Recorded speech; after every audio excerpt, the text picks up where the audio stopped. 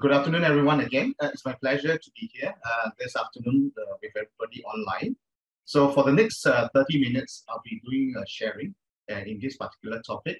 But one thing I would like to highlight in advance here is that I'll be sharing it from three perspectives. One is my role in IAA as a professional. Secondly, as a service provider, providing internal audit services. And last but not least, in my role as a board member and AC chairman for a variety of organizations. So in this particular sharing, I'll be sharing from these three perspectives. Okay, so does the role of an internal auditor enhance corporate governance in listed companies? Does it add value? If we need to answer this question with some form of clarity, I think it is critical to understand the typical governance structure in a listed company. So there needs to be a clear understanding of the respective roles and responsibilities, as well as the limitations of the key stakeholders involved in the process, which I'll explain next. So here is an overview of a typical governance structure of a listed company, as you can see on this particular slide. I've tried to depict the interrelationships of the various corporate governance stakeholders, starting from the regulators, shareholders, board of directors, senior management, and of course, the team that's below supporting the organization. These are all driven by the respective laws and regulation positions. When we talk about corporate governance, we usually think of a board as responsible, the only organization that's responsible. But the board itself, as we all know, is supported by various other bodies to achieve its roles. And the board is also responsible for managing the money collected from the public, and there's a need for the independent committees, as you can see, on the left-hand side of the screen, such as the audit committee, nomination and remuneration committee, and so on and so forth. So these are the check and balance required in a listed company, as the listed company is dealing with public money. The other point that I want to share here is that while the shareholders do not have a say in the day-to-day operations of the company, there are rules and regulations in place to protect minority shareholders. So in the sense that there's actually an alignment of interest here. But I would like to also share that for governance structure to work, some of the important elements must be in place. You can see from the right-hand side. Firstly, there has to be trust and goodwill in the various functions and people undertaking these responsibilities. If there's no trust between the various stakeholders, this structure is not going to work. Firstly, trust. Secondly, the responsibility is distributed across the organization. So no one person should have the power to make all decisions. That's why there are separate committees and provisions in the laws for the separation of roles and responsibilities. Like certain corporate actions need to be approved by the shareholders. So these are the shareholders' meetings and so on and so forth. Thirdly, is accountability. Who and what is the responsibility that's delegated to them, right? So I think that's important as well, defining the accountability. Last but not the least is actually the flow of information. Let's assume that we have all three: trust, responsibility, and accountability, but there is no information flow, right? Then the decision making will be faulty and will not achieve the organization objectives. Without going too much into detail, this overview highlights then the role of internal audit in the overall corporate governance of the organization. Right? So what does it do? It's responsible for assisting the organization, management, and more importantly, the board of directors in providing an independent assurance on its risks to ensure that give them the comfort that the risks are being managed. So this is essentially, I want to say, a typical governance structure of a listed company. Right? So as a start, let's take a look at the expectations set for the internal audit function by the profession itself and the regulated environment in which the listed company operates. Firstly, IAA. So Institute of Internal Auditors, or IAA in short, is the international organization that sets the standard of performance and provides guidance to the internal audit profession to ensure that the profession continues to flourish.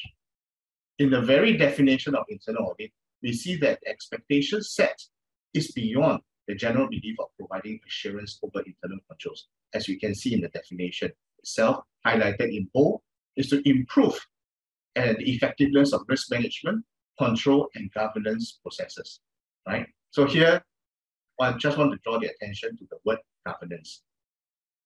When we look closer at the IIA standards, the attribute and performance standard in particular, we further notice that the word governance keeps popping up time and time again. In fact, the word governance appears 24 times across the various standard definition or explanations. Hence, I want to highlight here that the profession has made its requirement very clear on IA's role in governance. Let's now take a peek at the regulatory requirements.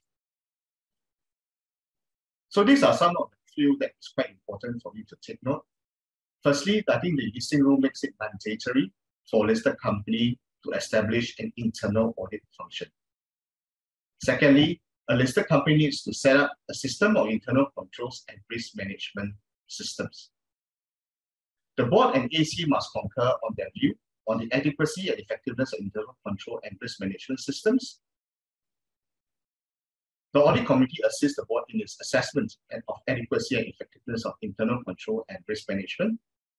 And lastly, internal audit functionally reports to the audit committee and provides the necessary support in the committee's assessment of internal control and risk management system, right? So what I've just read out, as you can see from the screen, these are the expectations from a regulations perspective. It is also noteworthy that Practice Guidance 10 makes mention that internal audit is expected to comply with standards set by nationally or internationally recognized professional bodies. For example, the IIA. So IAs are expected to comply with IA standards, and the standards require internal auditors to evaluate and improve the effectiveness of risk management, control, and governance process. So there's no getting away from governance from a compliance perspective, right? But let us now take a closer look at what the audit committee, the functional reporting that IA does, expects from internal audit.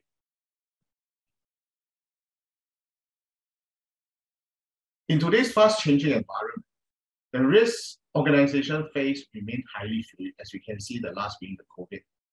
In the boardroom, gaining comfort that appropriate oversight, capabilities, and controls are in place to mitigate risk may sometimes feel challenging, given the limited view of directors have on the day-to-day operations. For many of the directors that are on this call, you probably appreciate this. Because you're not involved on a day-to-day basis, the field of the risk may be quite challenging. So hence, the audit committees are leveraging internal audit to support in their vital oversight role. Increasingly, ACs are leaning heavily on IA for assurance and insights on risks, well beyond the traditional scope of operational audits and financial controls. And they should, and there should be expectation on that. The risks on IA's plan are now required to be linked to the company's strategic focus. Often, the ACs gain perspective on the company-wide risk and mitigating activities through an ERM, enterprise risk management process. Even if that process addresses all strategic risks, IA is expected to play a value-added role by providing assurance over the capabilities and controls in those most critical areas, as well as insights into whether the risk mitigation activities are operating consistently across the organizations. ACs are also expecting IA to work closely with the second line of defense, in this case, so that there's a common understanding and lingo and focus on risks that are relevant. There's a growing expectation that IA would update the AC on current risk trends as well as hot topics in the risk area. And these topics could vary. It could be presentation of regulatory changes, specific risk categories that captures the attention of corporate roles such as ESG, cyber, and even into newer ways to conduct internal audit. For example, that the agile audit that we're going to talk about. This chart presents a range of ERM activities and indicates which roles an IA should undertake, and equally important, the ones that they should avoid. The key factors to take into account when determining IA's role are whether the activity raises any threat of self-review, right? So whether it's real or perceived, that it will impact the independence and objectivity of IA. It should also be considered whether it is likely to positively impact the organization's risk management, control, and governance process.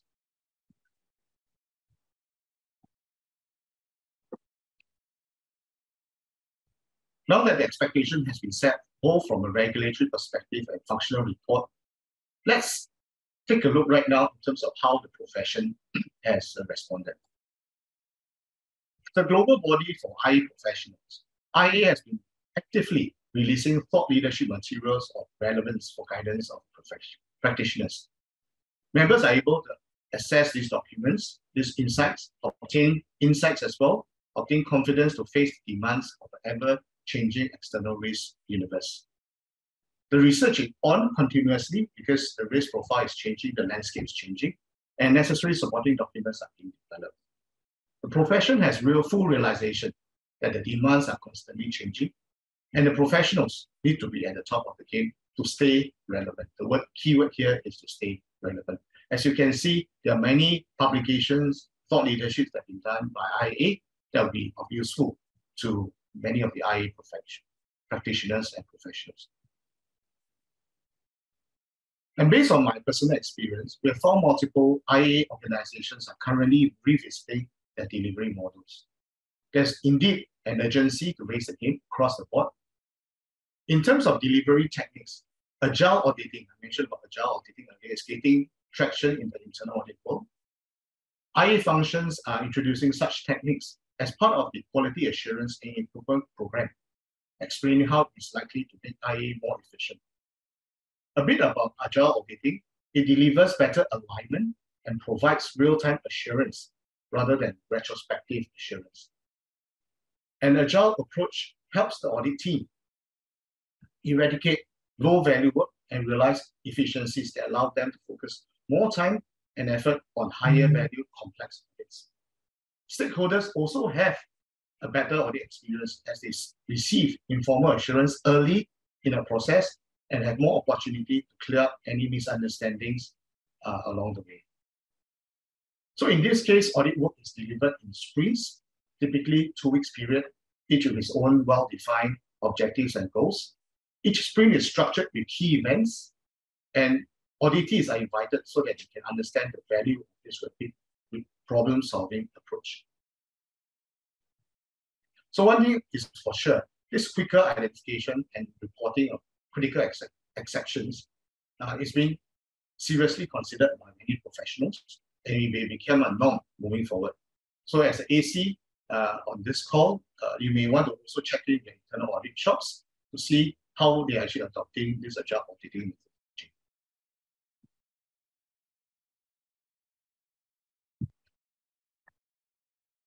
We've also witnessed that universally, IA functions are working closely with the second line of defense. The second and the third line of defense are seen as being more coordinated today than 5 years ago. Avoidance of duplication efforts, working on common risk teams and taxonomy are slowly but surely becoming the standard protocol. IA functions are also getting standing invitations from risk management functions to do such presentation to audit committee, or some we call it audit and risk committee.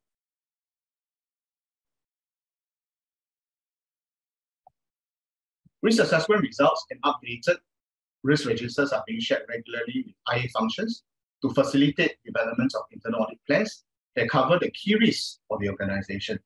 The risk assessment of 2 functions are more aligned today based on all recent results. We have also seen instances where IA has shared the results of independent assurance of mitigating measures and controls with risk management functions. Such sharing assists the RM risk management functions to adjust management's early assessment of residual risk where relevant. Hence, the periodic risk reporting is getting more accurate and meaningful to the advantage of the organizations. The 2 lines are actively participating and playing their respective roles more impactfully as a result in this overall governance structure. Given the demands of the market today, it is difficult as well for any IA function to attract and retain the necessary function. So hence, a lot of functions today are using a flexible delivery model to leverage of the skills and technology available in the assurance market space. Well, this journey is still very limited to mainly large organizations. More and more organizations are having the appetite to get external help, especially in such areas as culture, risk culture, ESG, talent management, reputation risk, and so on and so forth. These are the areas that they are actually getting external help. The outsourcing model based on experience follow the above continuum from fully outsourced, right from the bottom, to a fully in-house, passing through various degrees of co-sourcing, right? So this co-sourcing are necessary to augment workload, provide support in specialized areas like I mentioned earlier, and when there are special reviews required, so that there will be focused, the IA plan can continue to be developed despite the special reviews. Technology has been utilized in IA for a while now. The use of technology in various forms continue to expand every day. Given the precision and the timeliness required, most internal audit functions are now tech-enabled in some way to support the assurance needs placed by the board committees. Basic analytics, advanced analytics, RPA, are now becoming more and more commonplace for larger IA functions. Even smaller functions are joining the bandwagon to expand their technology powers in service delivery, although there's still a gap in terms of the level of skill sets as well as maturity.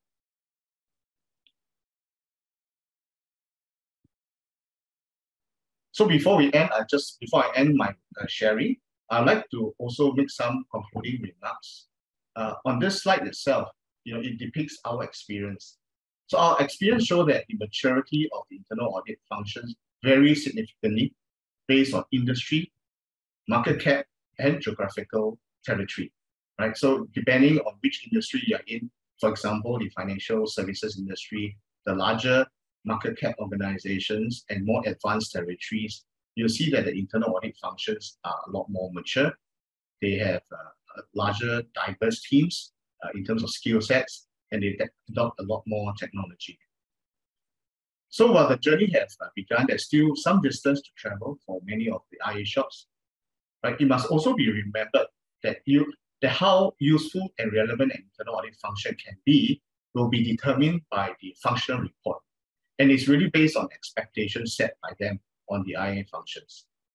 So up to now, many of the IA shops are still very much an assurance provider function, playing that role. So there is still a gap in terms of the demands that can be placed on the internal audit functions. I think this is where the ARC has a big role in terms of expecting from the internal audit function, so that the internal audit function then have the ability to move up the maturity scale.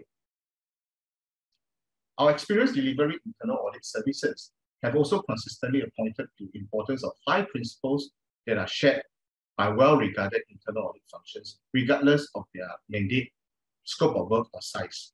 So these are the 5 that you see on the screen: business alignment and risk focus, talent model, quality and innovation, technology, as well as stakeholder management. We have seen functions repeatedly show improvement opportunities in most areas when we do the external quality assurance review, especially in the areas of technology use, talent model, service culture, and delivery methods. Right? These are some of the areas that we see where it's not mature and take areas of improvements. And I think the IA shops have taken on many of these recommendations on top. Right? So the final point I want to make here is that, no talk about transformation of any internal audit function can conclude without making mention of their technology transformation. Depending on the needs, timely expansion of skills, techniques, knowledge of technology is imperative. We are updating our central risk and assurance related portal as a global firm with more and more material and on an ongoing basis. Access to such information and regular updates through training and workshops across all levels is now the norm. We're using people from various backgrounds to support our teams to bring in the variety of perspectives. So you probably can see a lot more non-accountants in the IA shops today. And we can simply say that the journey in the right direction, I think, has truly commenced. So the key thing now is that as IA shop, they need support from the ARC to provide them the support both from a mandate as well as resources to move up this maturity skill. A bit about IAA Singapore. IAA Singapore's vision is to lead the internal audit profession and to enhance its value to organizations. And our vision really is that internal audit professionals are recognized as indispensable to effective governance, risk management, and controls. There are 4 key categories of value. Firstly, professionalism. We are the professional body that's dedicated to the advancement and development of the IA profession. We aim to contribute and drive development of high-performing IA professionals. The second point is value proposition. We want to deliver value through our initiatives to the profession. Third point is advocacy. We would like to raise the profile of IA to other stakeholders. Just to highlight, IA Singapore is part of a bigger community as IA Global, which is based in the USA. Lastly, as part of the community, our members are entitled access to IA Global Network and resources. And this provides the platform for exchange as well as upskilling. IA also offers various designations one can earn to help one achieve goals at various parts of the careers. These credentials set one apart from their peers, affirm the level of proficiency in the internal audit field or even in the risk field, and provides valuable knowledge in terms of IA professionals. So one appeal to everybody on the line is that organizations and employers should require their internal auditors to have the CIA certification, and you ensure quality as well as independence in terms of the role that they play within the organization. All right. With that, I'd like to end my presentation for this, and we move on to the panel discussion.